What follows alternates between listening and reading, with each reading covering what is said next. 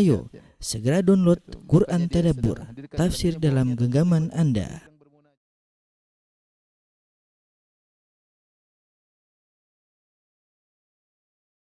Assalamualaikum warahmatullahi wabarakatuh.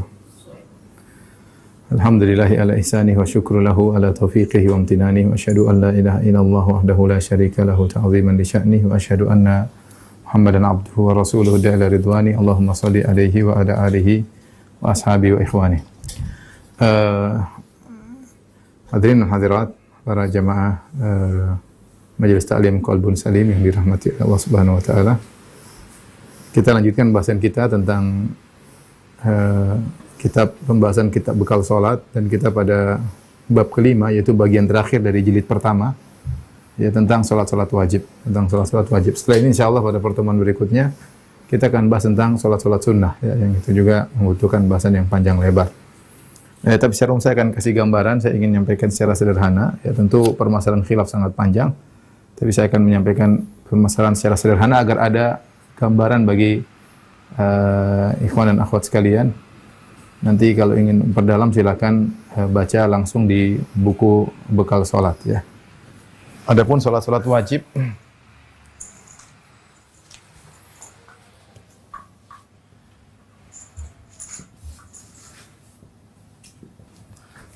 mungkin kita bisa bagi menjadi dua, ya. Yang fardu ain, kemudian yang fardu kifayah.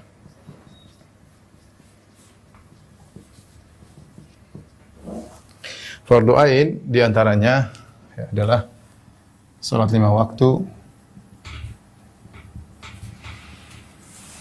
itu zuhur, asar, ya, subuh, zuhur, asar, maghrib, isya, ya. Kemudian diantaranya adalah salat Jumat, al-Jumat. Kemudian yang ketiga adalah kan salat Jumat, kita salat al-khauf.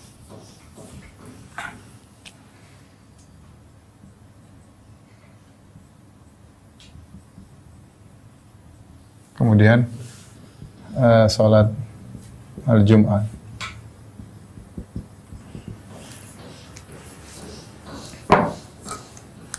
Adapun fardu kifayah yang akan kita bahas adalah salat jenazah. Taib, Majelis Ta'lim Qalbun Salim yang dirahmati Allah Subhanahu wa taala. Salat 5 waktu sudah kita bahas, ya, subuh, zuhur, asar, maghrib, isya, mengenai waktu-waktunya. Tentunya jumlah rakaatnya sudah sama kita ketahui. Subuh 2 rakaat, zuhur 4 rakaat, asar 4 rakaat, maghrib 3 rakaat, isya 4 rakaat. Kemudian untuk disunahkan dalam salat subuh, zuhur, asar, maghrib, isya, untuk zuhur, asar, maghrib, dan isya, maka 2 rakaat pertama dibaca surat, kemudian 2 rakaat berikutnya atau 1 rakaat berikutnya tidak perlu membaca surat setelah Al-Fatihah, cukup Al-Fatihah, ya. Adapun rakaat pertama, rakaat kedua kita membaca surat Al-Fatihah dan baca surat, ya, baca surat. Ya, kemudian di antara yang saya bahas dalam kitab bekal salat adalah masalah kunut subuh, karena dalam salat subuh ada pembahasan masalah kunut subuh. Masalah kunut subuh. Ya, kunut subuh. Taib, saya akan jelaskan, ya, mungkin di sini, ya. Kunut, ya. Permasalahan kunut ada 2. Ada namanya kunut nazilah, ada namanya kunut subuh. Kalau kunut nazilah, sepakat para ulama menyunahkannya, ya. Para ulama 4 mazhab menyunahkan kunut nazilah. Kunut nazilah. Ya, jika terjadi musibah. Nazilah maksudnya suatu kejadian, yaitu musibah. Nazilah itu maksudnya apa? Musibah. Ya, dan ini dikerjakan dalam sholat 5 waktu. Ya. Nazilah. Kemudian ini dikerjakan dalam sholat 5 waktu. Dikerjakan dalam sholat 5 waktu. Jadi zuhur juga. Ini kejadian waktu kalau di Arab Saudi sering ketika terjadi penyerangan kepada saudara-saudara kita di suatu negara. Kita di Madinah biasanya imam-imam pada kunut nazilah. Zuhur mereka kunut dan mereka mengeraskan doa. Begitu sholat zuhur yang harusnya sholat sirriyah tidak ada dikeraskan, tapi pada rakaat yang keempat habis rukuk kemudian doa. Demikian juga sholat asar, maghrib, isya, subuh, 5 waktu melaksanakan kunut nazilah. Cuma nanti ada khilaf bagaimana dengan wabah. Apakah wabah kita boleh kunut nazilah? Mazhab Syafi'i membolehkan, mazhab Hambali mengatakan tidak. Ya, karena yang dimaksud dengan kunut nazilah di sini adalah musibah, bukan bencana alam. Tetapi musibah yang berkaitan dengan peperangan, ada orang dibunuh, misalnya kaum muslimin diserang, ada terjadi, tapi tidak berkaitan dengan bencana alam. Ini ada khilaf secara perincian, tapi secara umum mereka sepakat ada namanya kunut nazilah, musibah. Kalau ada terjadi musibah, maka misalnya ada banyak kaum muslimin yang dizolimi, banyak yang dibunuh, banyak yang disiksa dan yang lainnya, maka boleh kunut nazilah dikerjakan dalam sholat 5 waktu. Ya, sebagian boleh, 5 waktu seluruhnya juga boleh. Pada rakaat terakhir setelah rukuk kemudian imam berdoa. Ya, ini tidak jadi masalah. Yang kita masalahkan adalah kunut subuh. Ini masalah khilaf yang besar, ya, khilaf. Masalah khilafiyah. Kunut subuh bagaimana hukumnya? Maka secara umum kita bisa bagi menjadi 2, ya. Yang menyatakan tidak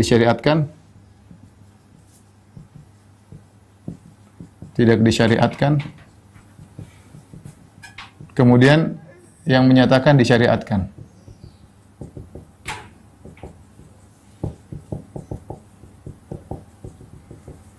Adapun yang menyatakan tidak disyariatkan, ini juga ada terbagi menjadi 2, ya. Ada mazhab Hanafi sama mazhab Hambali. Mazhab Hanafi bahwasanya kunut subuh adalah bid'ah, ya. Kunut subuh bid'ah. Adalah bid'ah. Adapun mazhab Hambali, ya, berdasarkan yang saya dapati dari riwayat-riwayat dari Imam Ahmad, dia mengatakan tidak disyariatkan, tidak disunnahkan. Tapi dia tidak mengatakan bid'ah, ya. Dia tidak disunnahkan, tapi Imam Ahmad mengatakan boleh seorang kunut subuh setiap hari dengan syarat dia mendoakan keselamatan bagi kaum muslimin dan kehancuran bagi orang-orang kafir. Karena Imam Ahmad mengatakan kalau setiap hari seorang kunut subuh mendoakan kaum muslimin yang terkena musibah, diserang oleh diintimidasi atau disiksa oleh orang-orang kafir, maka dibolehkan. Seakan-akan dibawa kepada hukum kunut nazilah. Tapi secara hukum asal Imam Ahmad mengatakan kunut subuh tidak disyariatkan, ya. Tapi tidak dikatakan lafal bid'ah, berbeda dengan mazhab Hanafi. Mazhab Hanafi mengatakan bid'ah. Bahwasanya kunut subuh hukumnya adalah bid'ah. Adapun yang mengatakan disyariatkan, maka secara umum ada 2, ya. Ada disyariatkan terus-menerus,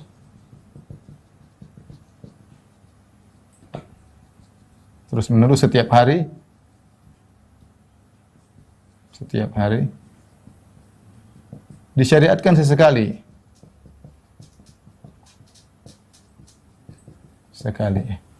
Yang menyatakan disyariatkan terus-menerus, ini juga ada 2. Yang pertama adalah mazhab Syafi'i, kemudian mazhab Maliki. Mazhab Syafi'i mengatakan bahwasanya sunnah muakkadah. Sunnah muakkadah maksudnya sunnah yang sangat ditekankan, muakkadah. Muakkadah itu sunnah yang sangat ditekankan. Hampir-hampir mendekati wajib. Ya, ini adalah mazhab Syafi'i. Makanya mazhab Syafi'i seperti di tanah air kita, ya, mereka selalu kunut subuh. Adapun mazhab Maliki tidak sampai muakkadah, hanya mengatakan sunnah. Sunnah, ini mazhab Maliki.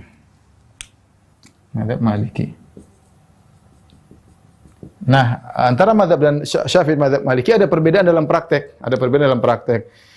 Di antaranya prakteknya berbeda. Kalau mazhab Syafi'i seperti yang kita tahu di tanah air kita, mudah gampangannya pada rakaat kedua salat subuh setelah ruku' sami Allah liman hamidah, kemudian mengangkat kedua tangan, berdoa dengan suara yang keras. Dengan berdoa dengan suara yang keras diaminkan oleh jamaah sebagaimana kita ketahui. Kalau mazhab Maliki berbeda. Mazhab Maliki kunut subuh itu rakaat kedua sama tapi sebelum ruku. Jadi misalnya habis baca surat misalnya waladhdallin amin qul huwallahu ahad Allahus samad lam yalid wa lam yulad wa lam yakul lahu kufuwan ahad. Sebelum ruku mereka kunut tapi dengan sir. Masing-masing berdoa sendiri, mereka berdoa. Tidak dikeraskan dan tidak diaminkan, ya. Itu bedanya mazhab Malikiyah. Jadi tidak dikeraskan, disirkan dan sebelum ruku. Tapi intinya dua-duanya memandang bahwasanya kunut subuh adalah disyariatkan, ya. Adapun disyariatkan sesekali ini pendapat sebagian ulama seperti di antaranya adalah Tabari. Sebagian ulama di antaranya At-Tabari. Kemudian di antaranya Az-Zahabi. Dan Ibnu Qayyim condong kepada Ibnu Qayyim, ya.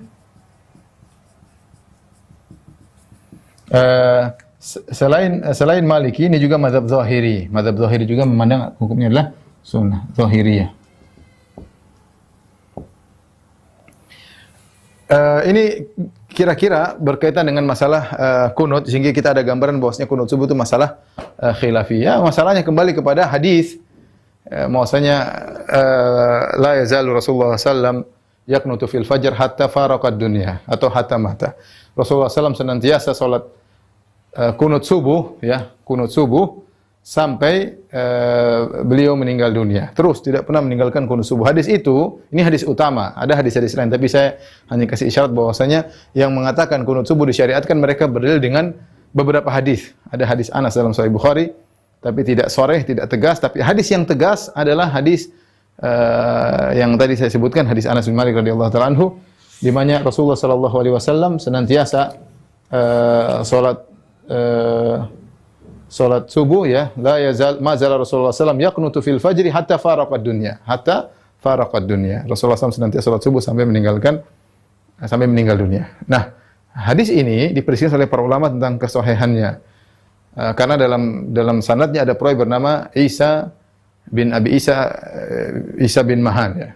Isa bin Mahan, ya. Dia perawi ini diperselisihkan, ada yang mengatakan dia thiqah, ada yang mengatakan dia saduq, ada yang mengatakan dia sayyul hifzi, ada yang mengatakan dia thiqah, ada yang mengatakan saduq, ada yang mengatakan hafalannya buruk, ya.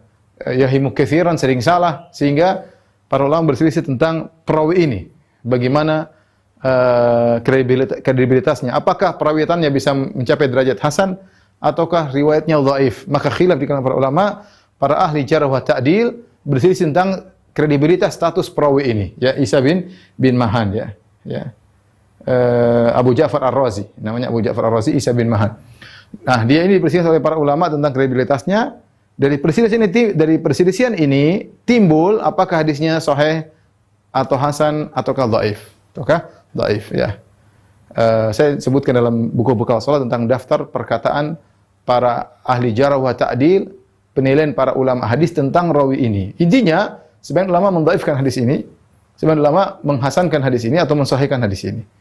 Ya, terlebih lagi seperti dan yang mensahihkan banyak, ya, seperti Ibnu Hajar Al-Asqalani dalam Natajil Afkar, kemudian Nawawi, ya.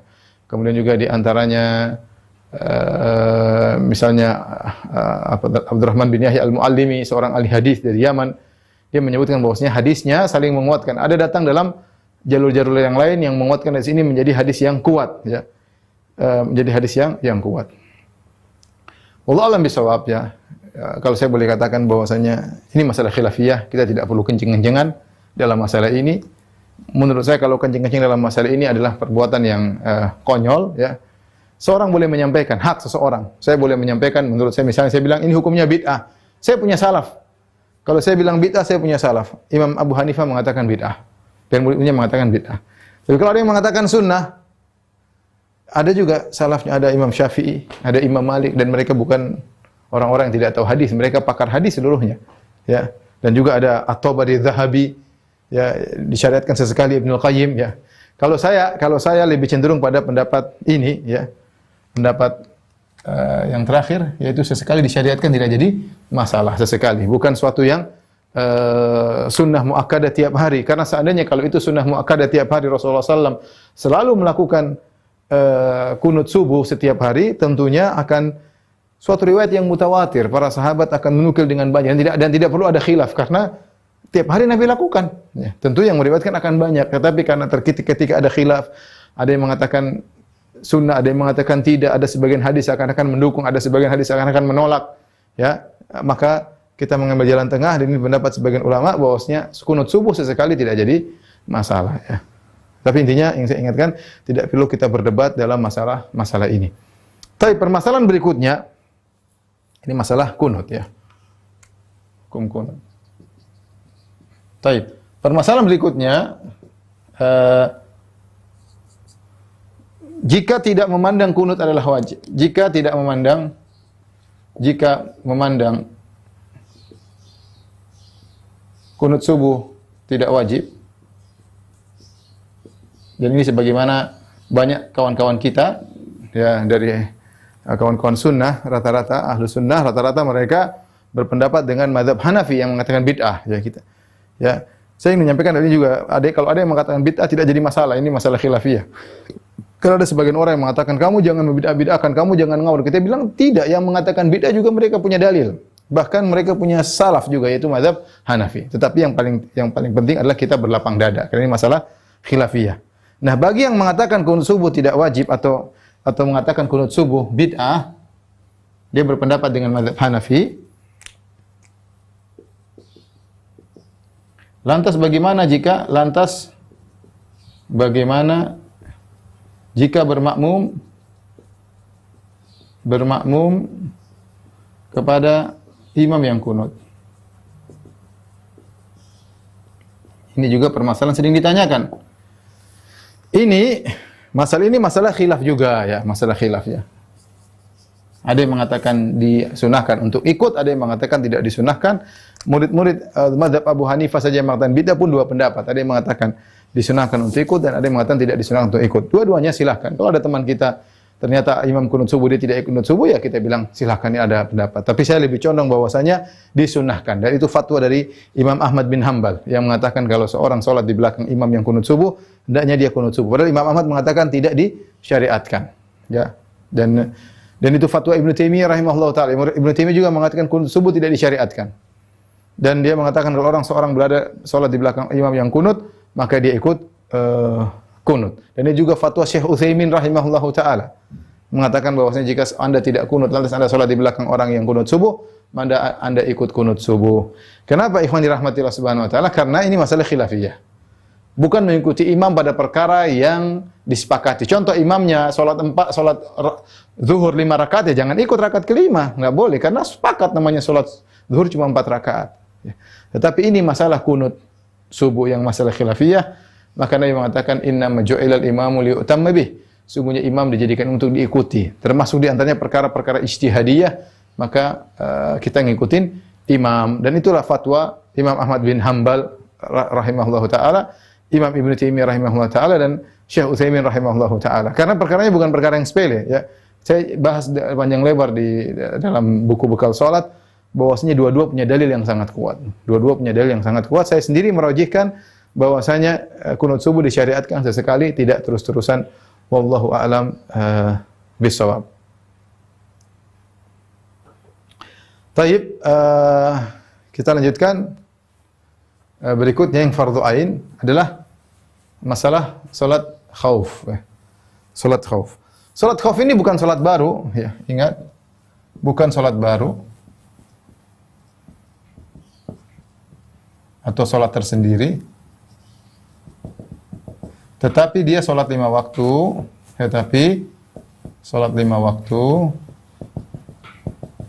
yang dikerjakan dengan cara khusus.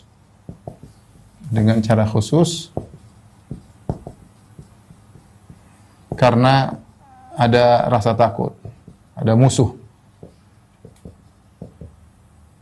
Misalnya akan diserang musuh.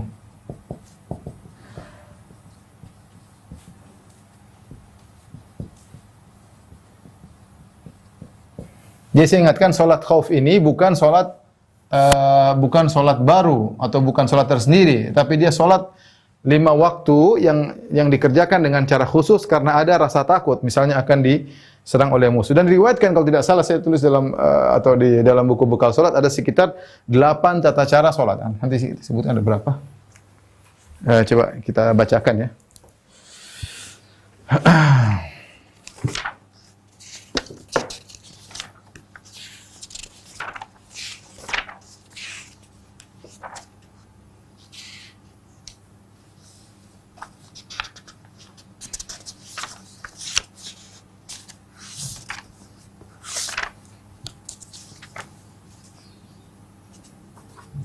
Taib, ada beberapa cara di sini ya.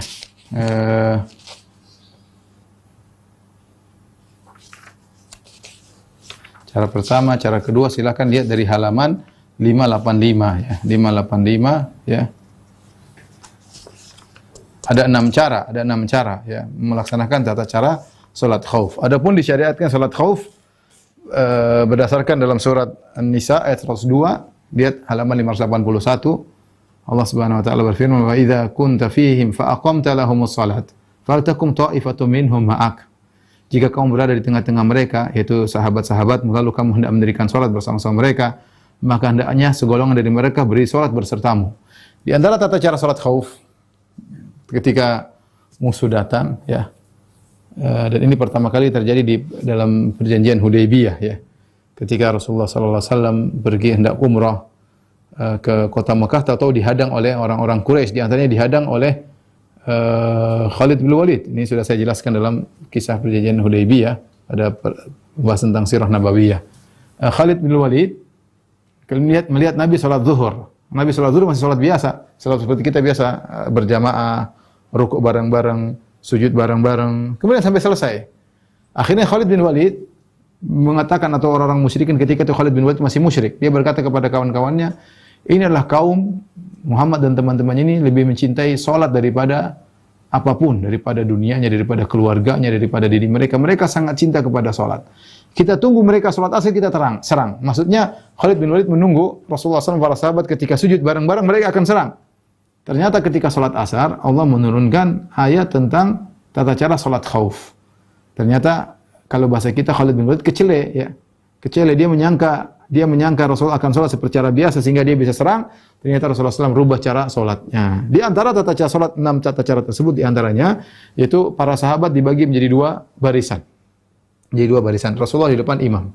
Ya, 2 barisan. Maka Rasulullah SAW salat bareng-bareng bersama mereka, ya. Kemudian kalau ruku bareng-bareng. Kemudian kalau tidak sami Allah liman hamidah juga semua. Kemudian ketika sujud maka rakaat saf depan yang sujud, saf depan belakang nunggu, ya, saf belakang nunggu, ya, saf belakang nunggu, kemudian sampai duduk berdiri lagi, baru kemudian rakaat berdiri sampai berdiri, baru rakaat kedua belakang nyusul, sujud, kemudian menyelesaikan balik lagi sampai berdiri bareng. Ketika berdiri bareng pada rakaat kedua berpindah, rakaat yang belakang maju ke depan, rakaat depan maju ke belakang. Ya, baru sama. Kemudian Rasulullah SAW salat ruku bareng-bareng, i'tidal bareng-bareng. Ketika sujud, yang di depan sujud, yang di belakang berdiri saja, pegang senjata, siap-siap. Kalau siapa tahu ada musuh menyerang. Sujud sampai Rasulullah SAW tasyahud akhir. Kemudian rakaat yang depan salam selesai, maka rakaat yang belakang melanjutkan salatnya. Rasulullah nunggu sama mereka sampai sama-sama tasyahud akhir, baru kemudian salat bareng-bareng. Ketika itu Rasulullah SAW sedang musafir sehingga salat asarnya 2 rakaat. Ya, salat asarnya 2 rakaat. Jadi intinya ini salat yang tidak seperti biasanya dalam rangka untuk menjaga keamanan. Sehingga ketika rakaat yang di depan sujud, rakaat yang di belakang tidak, tetap berdiri memegang senjata, bersiaga, jangan sampai tiba-tiba ada musuh yang datang. Ini di antara salah satu tata cara salat khauf. Tata cara salat khauf. Kalau ternyata kondisi sudah parah, ya, sehingga tidak bisa dilakukan dengan cara tadi yang disebutkan, maka seorang kemudian salat sendiri-sendiri yang sebisa mungkin. Seorang akhirnya salat sendiri-sendiri sebisa mungkin.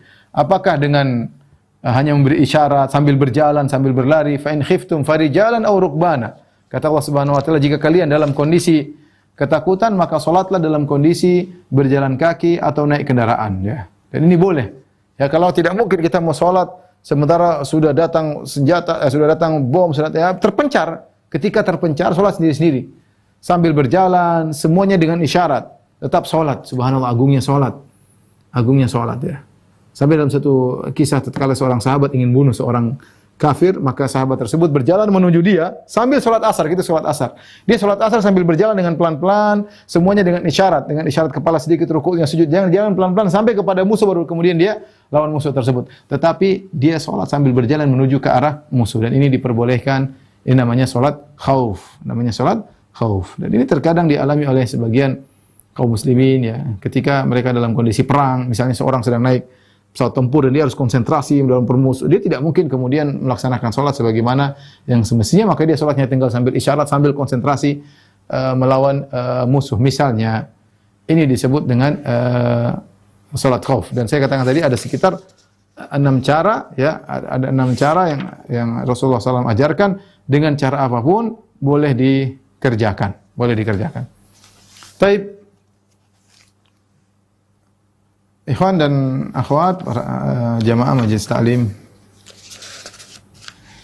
Qalbun Salim, kita lanjutkan pembahasan berikutnya tentang salat Jumat. Di antara salat fardu ain adalah salat Jumat, ya.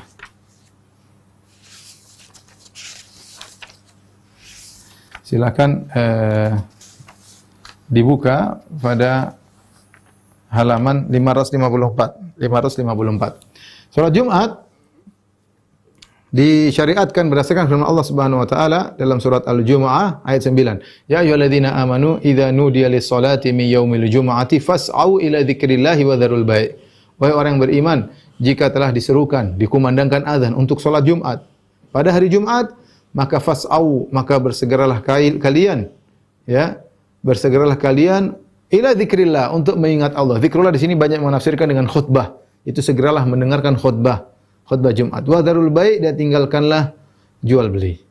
Demikian juga Nabi SAW bersabda, al-jum'atu haqqun wajibun ala kulli muslim fi jamaah.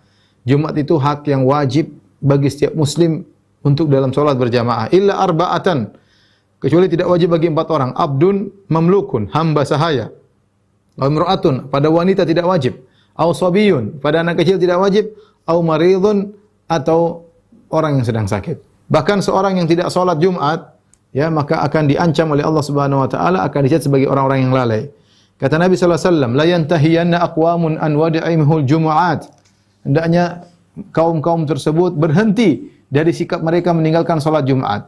Aw la yahtimannallahu ala qulubihim, atau Allah akan menstempel, ya, menutup hati mereka, tsumma la yakununna minal ghafilin, kemudian mereka benar-benar akan termasuk dari orang-orang yang lalai. Dalam hadis yang lain, man taraka thalatha juma'in tahawunan, barang siapa yang meninggalkan salat Jumat karena malas, bukan karena uzur, tahawunan biha, menggampangkan salat Jumat, taba'allahu ala qalbihi, maka Allah akan menutup hatinya. Itu seakan-akan Allah berikan sifat kemunafikan dalam hatinya.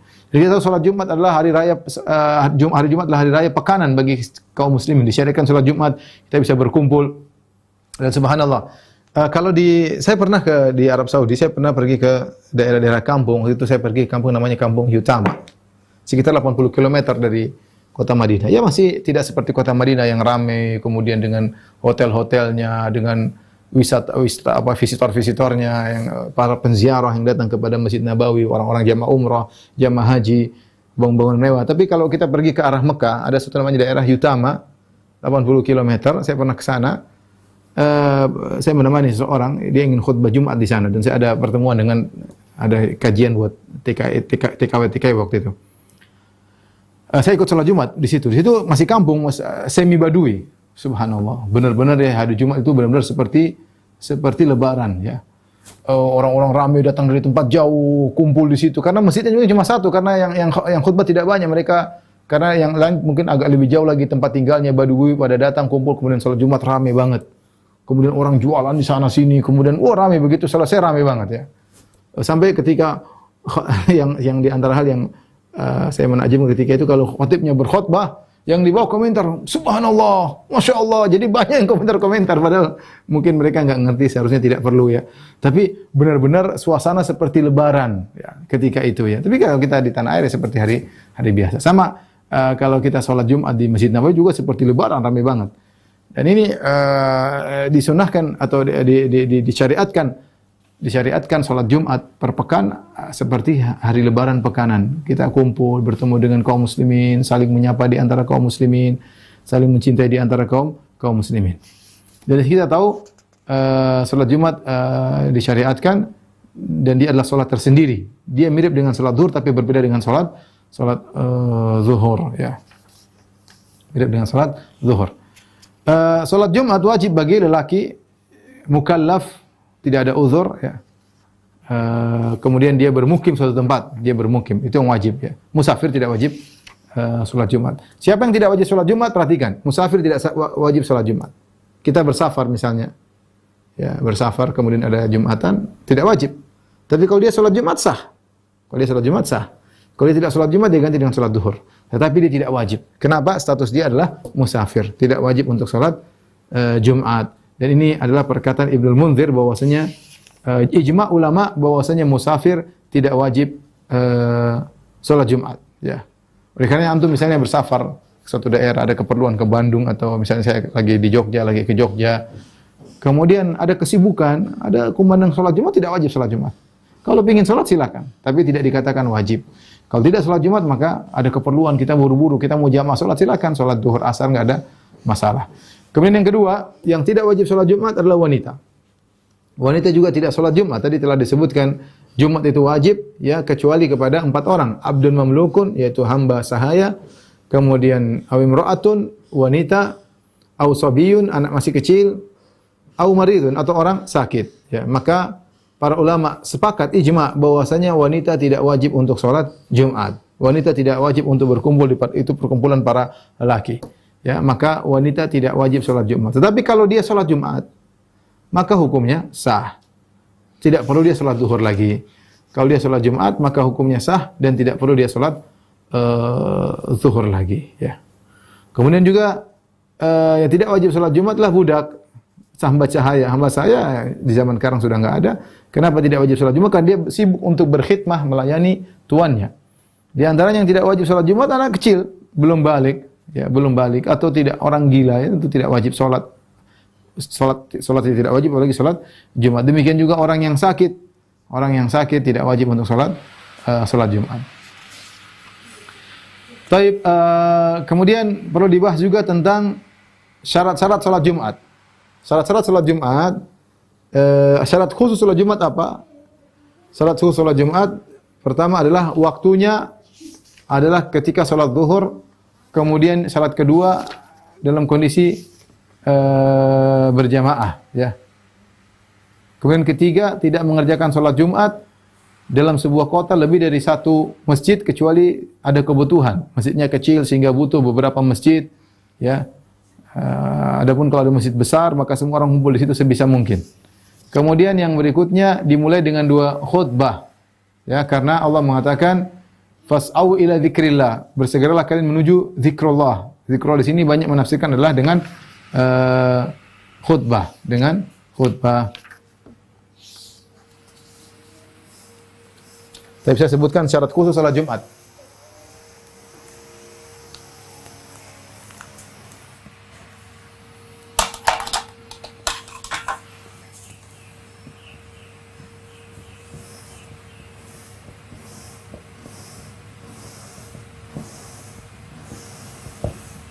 Di antaranya masuk waktu, berjamaah, kemudian di antaranya khutbah.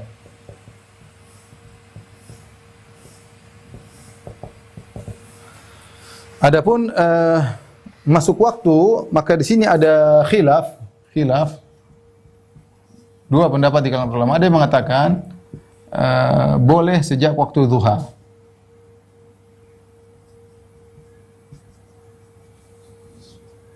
Jadi sebagian ulama berpendapat salat Jumat boleh dikerjakan jam 10. Jam 10 salat Jumat boleh. Ini pendapat, kita bilang dia punya dalil juga ya.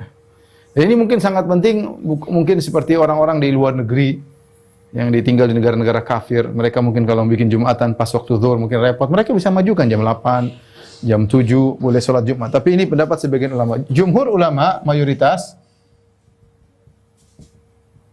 waktu sholat Jumat adalah waktu zuhur. Adalah waktu zuhur. Jadi tidak boleh mengerjakan sholat Jumat sebelum waktu zuhur, ya. Tidak boleh. Kemudian juga khilaf tentang jamaah. Berjamaah di sini berapa jumlahnya? Ada berapa minimal jumlah jamaah? Berapa jumlah minimal? Ada beberapa pendapat di kalangan para ulama. Ada yang mengatakan minimal 40. Minimal 40 orang. Dan ini pendapat Syafi'i ya. Mazhab Syafi'i. Ada yang mengatakan minimal 12 orang. Ada yang mengatakan minimal 3 orang.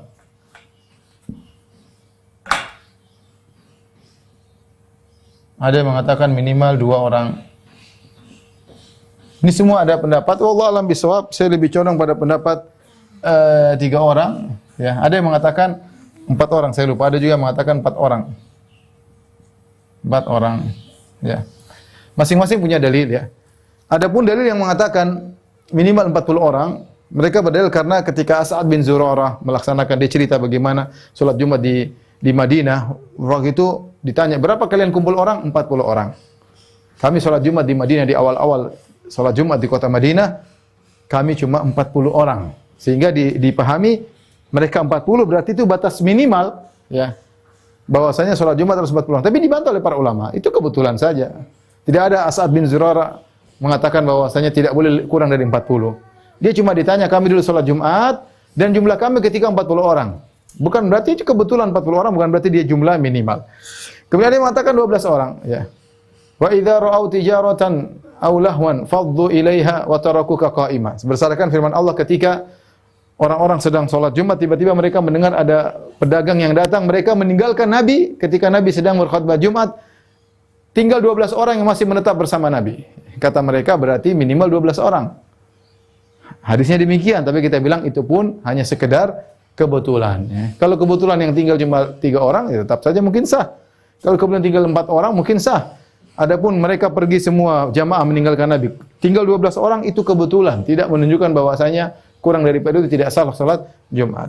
Yang mengatakan 4 orang, mereka berdalil, Allah berfirman dalam surat Al-Jumu'ah, fa idza nudiya lis-salati min yaumil jum'ati idza nudiya lis-salati min yaumil jum'ati fas'au ila dzikrillah.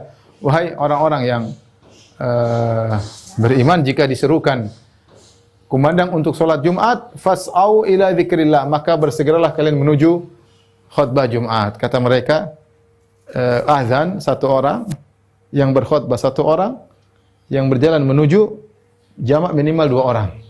Sehingga kita totalkan 4 orang. Untuk mewujudkan ayat ini, ya ayyuhalladzina amanu idza nudi lis-salati min yaumil jum'ati fas'au ila dzikrillah, orang beriman, jika diserukan dikumandangkan azan Jumat, maka berjalanlah kalian menuju salat Jumat, maka harus minimal ada 4 orang. Pertama, muadzin. Muadzin ini 1. Kedua, imam sekaligus khatib. Yang ketiga dan 4 Allah mengatakan fas'au dengan konteks kalimat plural. Bersegeralah kalian. Kalian ini minimal 2 orang. Berarti total 4 orang. Muadzin, khatib sama 2 jamaah. Pendapat yang mengatakan cuma 2 orang, kata mereka aqallul jamaah 2 orang. Jamaat sah dengan 2 orang, dan hukum asalnya, saya sekarang kalau sholat asar, saya sholat imam dan makmum berdua. Apakah saya dikatakan sholat berjamaah? Jawabannya iya. Kalau begitu hukum asal, sholat berjamaah 2 orang sudah sah. Sholat berjamaah 2 orang sudah sah. Ya, kalau sholat duhur 2 orang disebut sholat jamaah, sholat asar 2 orang disebut jamaah, dan sholat 5 waktu 2 orang disebut jamaah. Demikian juga sholat Jumat dikiaskan dengan sholat 5 waktu. Yang mengatakan 3 orang, ini dirajihkan oleh Ibn Taimiyah rahimahullah ta'ala, dirajihkan oleh Syekh Utsaimin rahimahullah ta'ala, 3 orang minimal, karena tadi ada fas'au ila dzikrillah, jalanlah kalian menuju zikrullah. Zikrullah itu khatib. Jadi khatib sekaligus imam dan 2 orang yang mendengar. Jadi minimal 3 orang. Wallahu a'lam bishawab. Ini semua punya dalil, tapi saya katakan saya lebih condong 2 orang atau 3 orang, ya ini yang penting sudah sah dikatakan sholat Jumat. Ini penting ketika kita berbicara tentang sebagian saudara-saudara kita yang mungkin dia kerja di luar negeri dan dia beriqamah di sana. Kalau dia iqamah berdomisili, berarti dia terkena kewajiban sholat Jumat. Tapi kenyataannya kemudian ternyata dia di kantor cuma berdua atau bertiga saja yang Islam, yang lain semua kufar, non Muslim. Apakah mereka sholat Jumat? Menurut bagi pendapat yang mengatakan minimal 40 orang, maka sholat Jumat mereka tidak bisa dikerjakan karena mereka cuma 3 orang. Bagi yang mengatakan 12 orang juga tidak bisa, yang mengatakan 4 orang juga tidak bisa. Tapi yang mengatakan minimal 3 orang sah. Maka mereka harus mengerjakan sholat Jumat suatu ruangan tertentu. Tidak disyaratkan harus masjid, maka dia bisa, yang penting ada khutbah, yang kemudian ada imam, ada sholat, selesai. Ya, ini mengenai sholat Jumat. Kemudian berkaitan dengan khutbah Jumat, maka khutbah Jumat ini juga ada khilaf sebagian ulama Syafi'iyah, misalnya mensyaratkan harus ada sholawat kepada Nabi, harus ada alhamdulillah, harus ada wasiat bertakwa kepada Allah, beberapa syarat. Namun pendapat yang rajih bahwasanya yang penting bisa dikatakan khutbah secara urf, ya, maka itu sudah sah dikatakan khutbah. Tidak harus ada begini. Namanya orang kasih khutbah memuji Allah Subhanahu wa taala, bersolawat kepada Nabi sudah cukup. Maka ini disyaratkan salat Jumat tanpa khutbah maka bukan dikatakan salat Jumat. Salat Jumat tanpa khutbah tidak dikatakan salat Jumat. Bahkan sebagian ulama mengatakan salat Jumat itu pengganti salat duhur. Nah, 2 rakaatnya digantikan dengan khutbah. 2 rakaatnya digantikan dengan salat Jumat. Jadi khutbah Jumat ini adalah syarat salat Jumat. Kalau tidak ada khutbah Jumat maka salat Jumat tidak sah.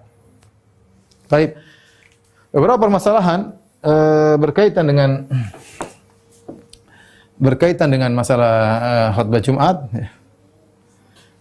Misalnya kalau ada seseorang yang terlambat, dia datang di salat Jumat, ternyata dia tidak mendapatkan rakaat kedua. Dia masuk rakaat kedua, imam sudah sami Allahu liman hamidah, sudah. Beda kalau dia masuk rakaat kedua masbuk, masih dapat ruku. Kalau dia masih dapat ruku, maka dia masih dapat salat Jumat. Dapat 1 rakaat, sehingga kalau imam salam dia tinggal tambah 1 rakaat, selesai. Tetapi kalau dia mendapati imam, ternyata imam sudah sami Allah liman hamidah, pada rakaat kedua berarti dia tidak dapat rakaat. Apa yang dilakukan? Kalau imam salam, Assalamualaikum warahmatullahi, maka dia salat zuhur, dia bangkit dan dia kerjakan 4 rakaat. Dan tidak bisa qadha, karena Jumat sudah selesai.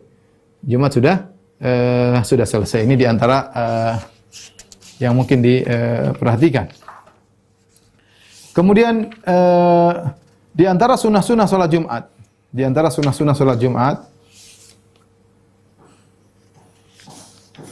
antaranya seorang ketika menuju salat Jumat pakai baju yang bagus. Ya, Rasulullah SAW pakai baju yang indah ketika salat Jumat. Dia khususkan ada bajunya yang bagus. Kalau bajunya semua bagus ya oke lah. Tapi kalau ada yang terbagus di antaranya, dia pakai untuk salat Jumat. Ya. Kemudian kalau khatib ketika khutbah Jumat, maka disunahkan dia memendekkan khutbah. Di antara fikih seorang adalah memendekkan khutbah, memperpanjang salat. Sunnahnya demikian. Sekarang banyak terbalik, khutbahnya panjang, orang pada menyelisih sunnah. Khutbahnya panjang, salatnya pendek. Akhirnya khutbahnya panjang, orang pada ngantuk mendengar, apalagi belum tidur siang, apalagi ditunggu jam 1 harus sudah masuk kantor, sehingga orang mendengarkan dengan gelisah, tidak konsen. Ya, seharusnya kebalik. Sunnahnya adalah khutbah pendek, intinya apa, poinnya apa, sampaikan, kemudian salatnya diperpanjang. Adapun yang bisa dibaca ketika seorang jadi imam salat Jumat, disunahkan ada 3 model bacaan.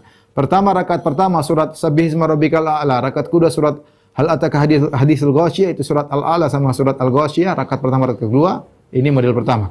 Model kedua adalah rakaat pertama surat Al-Jumu'ah, rakaat kedua surat Al-Ghasyiyah. Surat pertama Al-Jumu'ah, rakaat kedua Al-Ghasyiyah. Model ketiga yang juga disunahkan, pertama baca surat Al-Jumu'ah, yang kedua surat Al-Munafiqun. Rakaat kedua baca surat Al-Munafiqun. Kemudian di antara sunnah Jumat adalah berangkat di pagi hari, ya, di pagi hari. Dan ini sunnah yang ditinggalkan oleh banyak kaum muslimin, ya, karena kesibukan kita. Ya, padahal para salaf dahulu mereka mungkin jam-jam 7 mereka sudah ke masjid, jam-jam 8 mereka sudah ke masjid. Dan itu masih berlanjut sekarang kalau kita pergi ke Masjid Nabawi, orang-orang masih ada yang berangkat Jumatan masih pagi-pagi. Jam 8, setengah 8 sudah pada ke masjid, kemudian berzikir, berdoa, sholat sampai Jumat. Luar biasa ya. Ada. Tapi kalau kita di tanah air jarang, sudah langka. Tapi itu sunnah yang ditinggalkan. Ya. Apalagi di antara sunnah, seorang sebelum pergi ke masjid di pagi hari dia menggauli istrinya. Dia menggauli istrinya karena pahala yang besar. Seorang yang menggauli istrinya, kemudian dia mandi, kemudian dia berangkat segera pagi-pagi untuk melaksanakan sholat Jumat. Ya. Tadi di antaranya seorang pakai wangian, disunahkan pakai wangian datang dalam hadis yang sahih, kemudian bersiwak, kemudian pakai pakaian bagus, tidak melangkai bahu orang ketika sholat Jumat. Kita kalau sholat Jumat ternyata di depan kita kosong, kalau kita mulai jangan kita langkah, kita bilang permisi, ya. Kalau memang ada tempat yang kosong, tapi adapun kita loncat-loncat bahu maka dilarang oleh Nabi Shallallahu Alaihi Wasallam. Kalau sudah penuh jangan kita paksakan, kita masuk di areal yang terakhir kita dapatkan, ya. Kemudian dilarang ketika salat Jumat kemudian seorang bermain-main megang-megang kerikil atau menegur temannya, diam kamu. Ini juga dilarang. Ini juga dilarang, ya.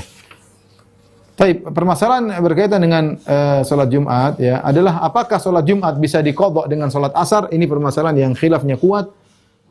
Sebagian ulama mengatakan tidak boleh karena yang boleh diqadha adalah zuhur dengan Asar. Dan Jumat lain dengan zuhur. Mereka sebutkan perbedaan antara Jumat dengan zuhur, perbedaannya banyak.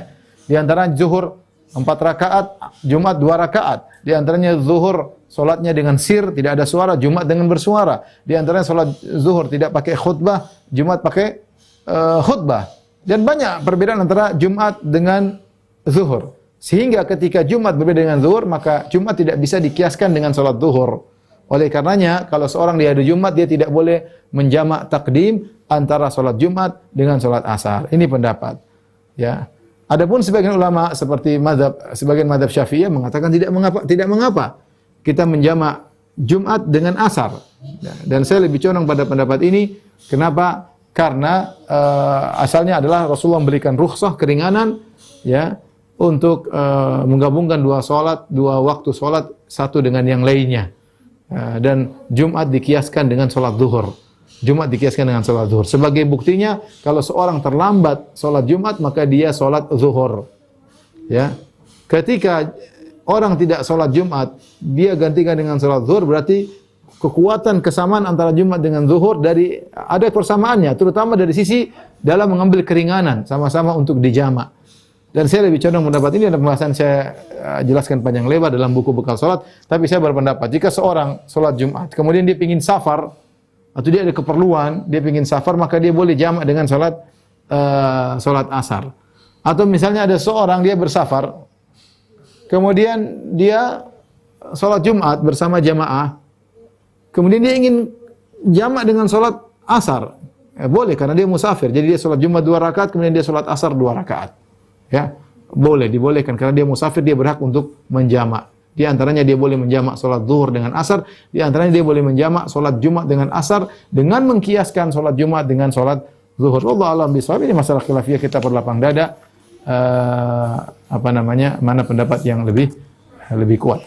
Terakhir, masih ada beberapa waktu, kita selesaikan agar 2 pekan lagi kita bahas tentang salat-salat sunnah. Di antara yang perlu kita bahas adalah salat jenazah. Salat jenazah, ya, ini adalah salat berbeda. Ya.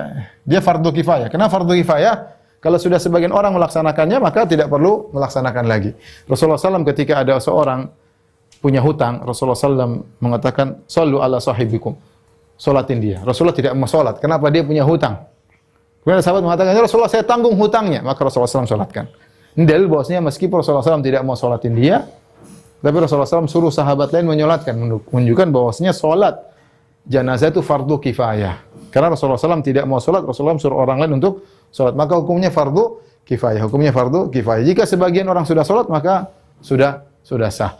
Beda antara salat jenazah dengan yang lain. Salat jenazah tanpa dia tanpa ruku dan sujud. Tanpa ruku dan sujud. Ini perbedaan mendasar. Ya, bedanya pertama tanpa ruku, tanpa sujud.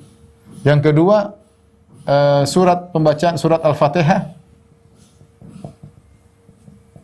ada khilaf tentang rukun atau bukan. rukun atau bukan? Rukun atau hanya sunnah? Rukun atau hanya sunnah? Ya. Sebagian ulama mengatakan sunnah. Sebagian sahabat sholat tanpa baca Al-Fatihah. Ya. Sehingga mereka mengatakan, kenapa dikatakan kalau semua sholat namanya Al-Fatihah rukun, kalau tidak baca Al-Fatihah tidak sah. Sebagian ulama mengatakan Al-Fatihah tidak rukun. Kenapa? Karena tujuan dari sholat jenazah ini tujuan adalah doa. Tujuannya adalah doa. Tujuannya doa. Tujuannya adalah doa. Adapun tata cara pelaksanaannya mudah, seorang takbir, Allahu Akbar, baca, tidak usah baca doa istiftah. Tidak usah baca doa istiftah. Ya, langsung auzubillahi minasyaitonirrajim. Bismillahirrahmanirrahim, baca Al-Fatihah. Alhamdulillahirrahmanirrahim, maliki yaumiddin, iyyaka na'budu wa iyyaka nasta'in, shiratal mustaqim, shiratal ladzina an'amta 'alaihim ghairil maghdubi 'alaihim waladdallin. Amin. Dengan sir, tidak usah dijahar ya, kecuali dalam rangka untuk mengajari. Tapi hukum asalnya dengan sir. Kemudian takbir lagi kedua, Allahu Akbar, bersolawat. Allahumma shalli ala Muhammad wa ala salat Allah sallallahu alaihi wasallam juga boleh, tapi paling bagus kita bersalat Ibrahimiyah. Allahumma shalli ala Muhammad wa ala ali Muhammad kama shallaita ala Ibrahim wa ala Ibrahim innaka Hamidum Majid. Wa barik ala Muhammad wa ala ali Muhammad kama barakta ala Ibrahim wa ala Ibrahim innaka Hamidum Majid. Kita bertakbir Allahu Akbar. Nah, kita berdoa di sini rakaat ketiga, takbir ketiga. Allahumma ighfir li hayyina wa mayyitina. Kemudian dan seterusnya. Allahumma ighfir lahu warhamhu. Ada banyak doa yang Rasulullah ajarkan. Hukum membaca doa-doa ini pada takbir yang ketiga, lafal doanya bebas, ya. Lafal doanya bebas. Kalau seorang tidak menghafal lafal yang diajarkan oleh Nabi, boleh dia doa sendiri. Dia cukup Allah rabbighfir lahu warhamhu, rabbighfir lahu warhamhu, boleh. Warhamhu, Allahumma ighfir lahu warhamhu, boleh. Tapi kalau dia bisa menghafal doa yang diajarkan oleh Nabi, itu lebih baik. Karena saya khawatir sebagian orang akan ikut sholat berjamaah, dia bingung, dia tidak hafal karena doanya panjang-panjang. Apa yang dilakukan? Ya sudah, dia cukup mengatakan Allah ampuni dia, Allah rahmati dia, Allah masukkan surga, boleh. Dia pakai bahasa Allah maghfir lahu warhamhu, Allah maghfir lahu, Allah badkhilhu jannatak. Boleh, bebas. Hukum asalnya bebas, tetapi yang terbaik adalah mendengar doa sunnah-sunnah Nabi sallallahu alaihi wasallam. Kemudian setelah dia berdoa, rakaat takbir keempat Allahu Akbar. Di sini ada khilaf, apakah takbir keempat dia boleh doa atau tidak? Ya, sebenarnya mengatakan diam, kemudian assalamualaikum warahmatullahi. Sebenarnya mengatakan tidak ada diam. Salat hukum asalnya tidak ada diam. Ketika dia takbir keempat, dia boleh berdoa, tapi tidak sepanjang takbir ketiga. Doa sebentar, Allah maghfir lahu, kemudian assalamualaikum warahmatullahi wabarakatuh. Selesai. Nah, salam ini juga ada khilaf. Ada yang mengatakan dua salam seperti mazhab Syafi'i di Indonesia, yang rajih lebih kuat bahwasanya cuma sekali. Assalamualaikum warahmatullahi wabarakatuh, sebenarnya dijelaskan oleh Imam Ahmad bin Hanbal dan yang lainnya. Kenapa? Karena diriwayatkan dari 6 sahabat semuanya cuma salam sekali.